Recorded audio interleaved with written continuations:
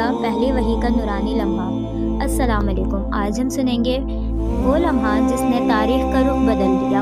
مکہ کے قریب ایک پہاڑ تھا جسے جبل نور کہتے ہیں۔ اسی پہاڑ میں ایک غار تھا، غار ہیرا۔ نبی کریم صلی اللہ علیہ وآلہ وسلم اکثر وہاں تنہائی میں اللہ کو یاد کیا کرتے تھے۔